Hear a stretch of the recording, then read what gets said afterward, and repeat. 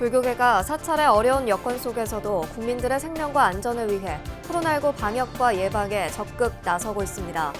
불교계의 선제적 코로나19 대응이 국난 극복에 큰 힘이 되고 있습니다. 조계종의 정식 스님이 되기 위한 관문인 4급 승가고시가 치러져 출가 수행자 본연의 자세를 다시 한번 일깨워주는 자리가 됐습니다. 코로나19 시대 속에 중생 제도를 위해 정진하겠다는 예비 스님들의 다짐도 이어졌습니다. 코로나19로 교육 현장에 큰 변화가 예고된 가운데 동국대학교가 포스트 코로나 시대 대학 교육의 변화에 앞장서기 위해 동국 미래교육 포럼을 공식 출범하고 활동에 나섰습니다. 코로나19 사태로 포장과 배달 중심의 소비가 늘어나면서 생활 쓰레기가 급증한 것으로 나타났습니다. 쓰레기를 줄이고 재활용하는 불교적 지혜가 필요하다는 의견이 제시되고 있습니다. 젊은 불자 예술인들이 자기만의 개성을 살려 불교 문화의 세계를 대중들에게 좀 더 쉽게 전하기 위한 작품들을 잇따라 선보여 관심을 모으고 있습니다.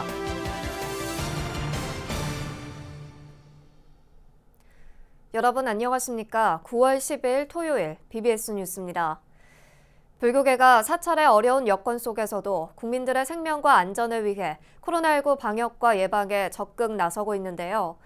조계종 종무원들의 자체 방역 활동에 이어 이번에는 천태종이 주요 사찰과 산하복지시설에 대한 방역 작업에 나섰습니다. 불교계의 선제적 코로나19 대응이 국난 극복에 큰 힘이 되고 있습니다. 첫 소식, 권송희 기자입니다. 국내 코로나19 확진자 수가 열흘 가까이 100명대를 유지하는 등 가파른 증가세는 일단 주춤한 모습입니다. 급격한 확산세는 한풀 꺾였지만 전국 곳곳에서 산발적인 감염이 이어지면서 여전히 안심할 수 없는 상황입니다. 불교계는 사찰 법회 중단 등으로 어려운 여건 속에서도 코로나19 방역에 선제적으로 대응하고 있습니다. 조계종은 정부의 사회적 거리두기 방침에 적극적으로 동참해 강도 높은 방역 지침을 내리고 종무원들 스스로가 자체 방역 활동에 직접 참여하고 있습니다. 종무원들은 매주 금요일 한국불교역사문화기념관 로비와 사무실, 개인 업무 공간까지 방역과 소독 작업을 벌이고 있습니다. 천태종 역시 수도권 중심 사찰인 관문사를 시작으로 각 사찰과 산하복지시설에 대한 방역을 더욱 강화하고 있습니다. 관문사에서 진행된 방역 작업은 7층 대불보전부터 옥불보전, 종무실, 지하 대중공양실까지 꼼꼼하게 이루어졌습니다. 여기에는 불자 기업인이 운영하는 전문 방역업체의 지원도 한몫을 하고 있습니다. 불자님들이 이 방역을 통해서 심리적인 안정감을 찾아드리는 게 첫 번째 목적이고요. 두 번째는 혹시 모를 코로나 바이러스 사멸을 시키는 게 또. 물론 이제 절에도 오는 사람은 막을 수는 없지만 그래도 이제 오는 분들은 마스크를 철저히 껴주시고 그리고 일정한 이제 사회적 거리두기를 부탁드리면서. 천태종 산하 나누며 하나 되기는 사찰뿐 아니라 산하 보육시설에 대한 살균 소독 작업과 함께 손 소독제 등 코로나19 방역 물품도 전달했습니다. 오늘 관문사를 비롯해서 성령사, 명락사, 삼룡사를 비롯해서 서울의 6개 사찰에 9월 전에 10월 전 9월 정도에 마무리를 할 예정입니다. 그리고 보육시설도 같이 협의를 통해서 코로나19에 대한 불교계의 선제적 방역 조치가 높이 평가받는 가운데 실제 사찰발 확진자가 단 한 명도 없다는 점도 눈길을 끕니다.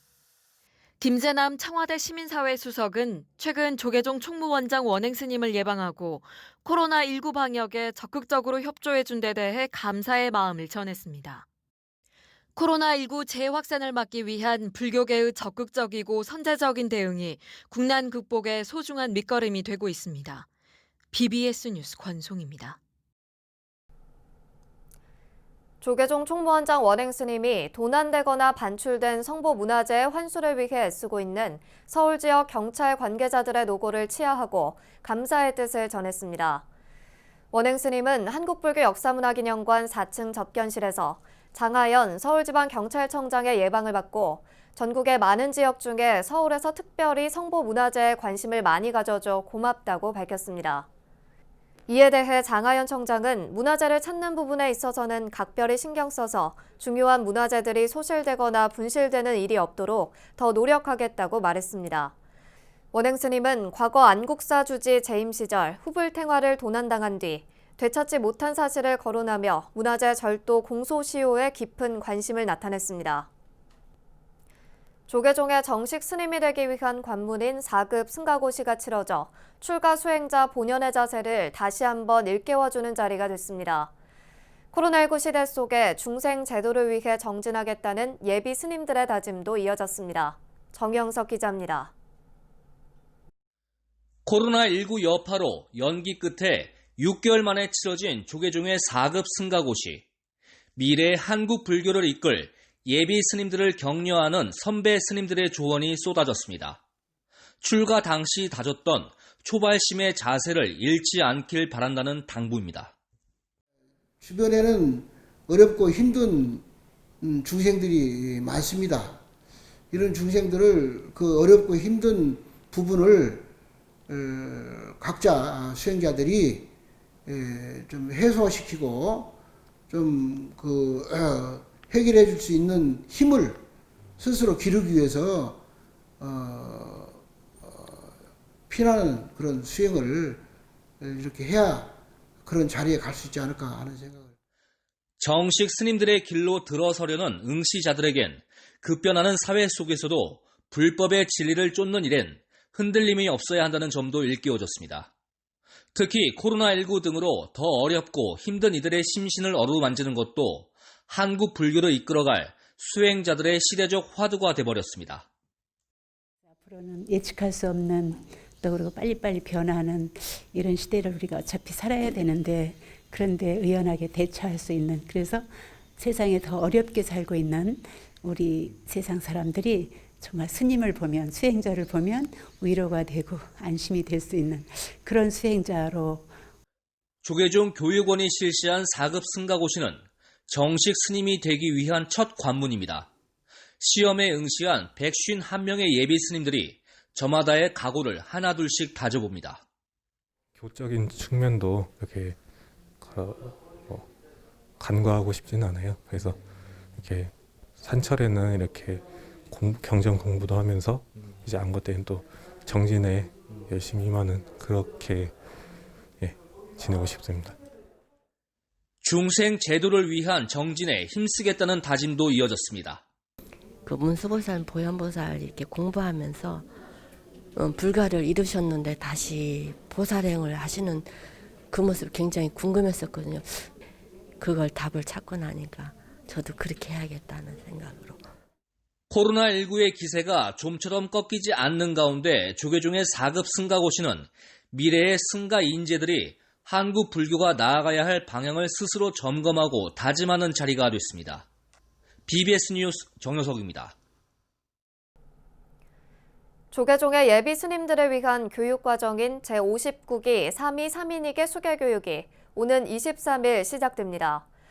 조계종 교육원은 코로나19로 한 차례 연기했던 제59기 3위 3인위계 수계교육을 오는 23일부터 27일까지 김포 중앙승가대학교에서 진행한다고 밝혔습니다.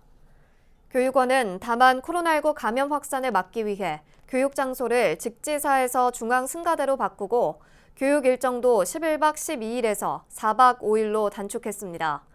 이번 수계교육에는 소년 출가자와 은퇴 출가자 등 모두 68명이 입교할 예정이며 수계교육 회양에 앞서 치러지는 5급 승가고시에 합격하고 수계교육을 모두 수료한 행자는 3위 3인위계를 수지해 예비 스님으로 첫 발을 내딛게 됩니다.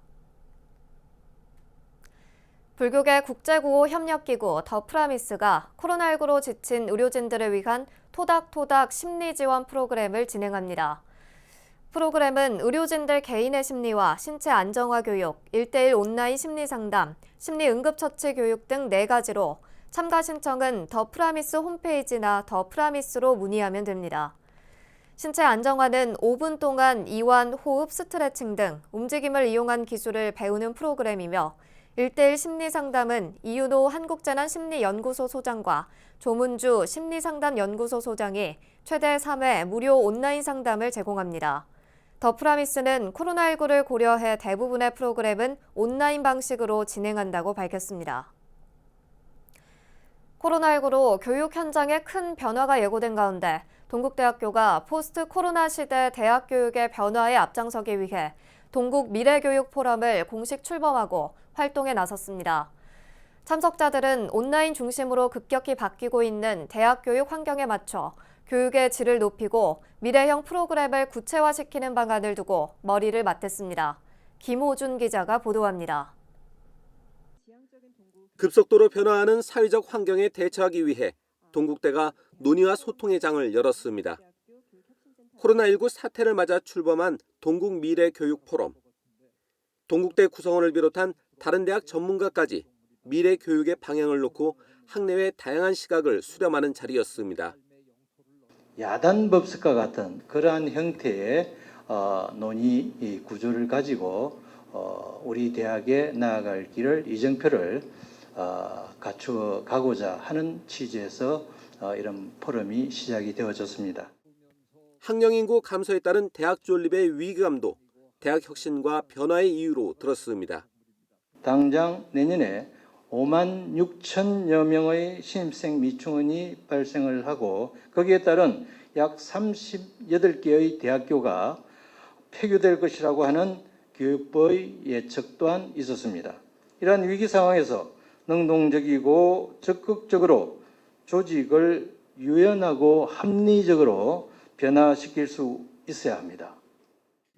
토론에서는 코로나19 이후 대학이 어떻게 살아남아야 할지를 생태학적 관점에서 접근해 보려는 시각이 제시됐습니다. 경쟁이 아니라 협력해야 생존한다는 점을 식물과 곤충의 예로 설명했습니다. 자연계에서 가장 기가 막히게 성공한 예는 저 꽃가루를 옮겨주고 그 대신 꿀을 받는 꿀벌과 그러니까 곤충과 식물의 관계거든요. 손잡지 않고 성공한 예는 없는 거다 하는 거를. 앞으로 온라인 교육의 비중이 높아질 것으로 예상됨에 따라 교수 역량 평가도 달라져야 한다는 점도 지적됐습니다.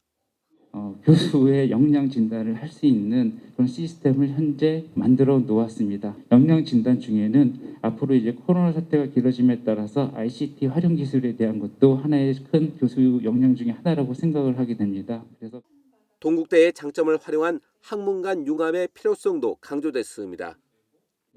동국대가 이제 불교학교니까 참선을 할 때 참선하고 있는 선생님들의 뇌가 저는 이게 굉장히 창의성을 불러일으키는 몰입으로 갈 수 있는. 대학 교육의 변화를 선도하기 위한 이번 포럼은 유튜브로 실시간 생중계돼 동국대 구성원들의 뜨거운 관심을 모았습니다. BBS 뉴스 김호준입니다. 해인 총림 해인사가 오는 11월부터 해인사 소속 스님들을 대상으로 주거복지 지원 사업을 시작합니다. 해인사는 승려 복지를 위해 11월부터 교구 재적 스님 15명에게 방사를 제공하고 내년 상반기에는 인원을 더 확대할 계획이라고 밝혔습니다. 해인사는 승려 복지 시행 방안에 대한 집중 토론의 결과 승려 주거복지를 중심으로 종단과 국가의 국민건강보험제도와 국민연금보험제도를 적극적으로 활용하기로 방향을 설정했다고 설명했습니다. 올해 상반기 종단의 승려복지 제도에 발맞춰 해인사는 재적승에 대한 국민연금보험 가입을 장려해 모든 교구 중 가장 많은 가입과 지원을 했다고 덧붙였습니다.